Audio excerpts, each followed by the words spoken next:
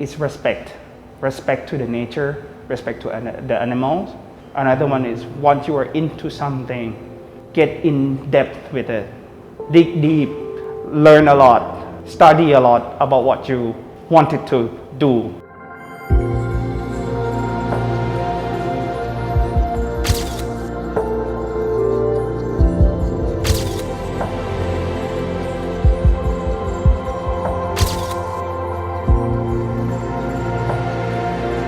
I tend to like the world underwater. That's where I started. I photograph, underwater photography. But later on, when I know about the whales in Thailand, first I couldn't believe it myself. So we decided to rent a long-tail boat, a fishing boat out, and there was actually a whale here, and we start to photograph. I love photograph wildlife myself. I love whales and dolphins myself. So this whale is, as I said, they have one of the most spectacular behaviors. Yeah, so that's why it starts to become more famous and famous to people around this region and throughout the world as well. This theory works on everything. If you want to get serious onto something, is that you have to know more about your subject. The more you know, the more you learn about the subject. But again, that's about the fascinations about wildlife, is that it's unpredictable. But it's about studying them. The more you went out to the sea, the more you are going out and learned about the environment, its ecosystem, its biology. And that's the key. If you're into something, you have to be serious about them. And that's one of the key to my successions.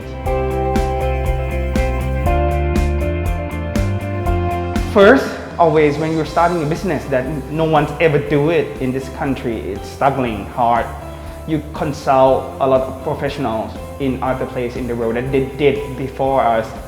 And then slowly by slowly, we getting more word by word from our customers. There are a lot of problems. One of my most difficult things is that I have to work as first wildlife photographer myself, and the manager.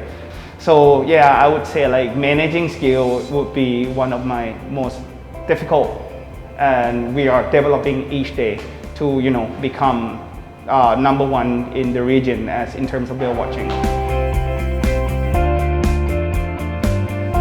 For example, this one is right near the Bangpu industrial estate, and the whales just feed right up on where a lot of waste and toxic water coming out.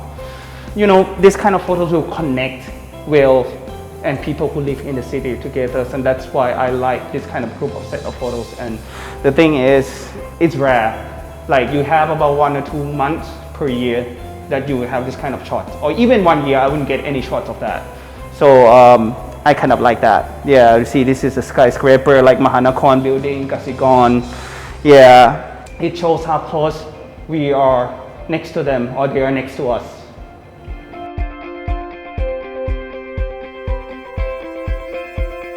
What I think is that right now worlds change, and it's a sign. Global warming, diseases, outbreak, and everything like that. What we need to learn is that we need to learn from the past, and we need to live with them. We can't get away. I think within this 2 or 3 years or next 5 years, maybe COVID is still here with us. So we need to adapt. We need to change. You need to get vaccinations as of now. You need to get herd immunity. That's the only one thing. If you look at other places in the world, they start to go back. The tourism industry start to bounce back. Is that because they start to live with this COVID virus? You can't just keep shutting down everything without solutions. If you shut down, you need solutions. I think government need to look in more long term and has more vision. We can't get away, or we can't just shut down and keep saying don't do this, don't do that, but make people able to live with them and adapt with this virus, and move on.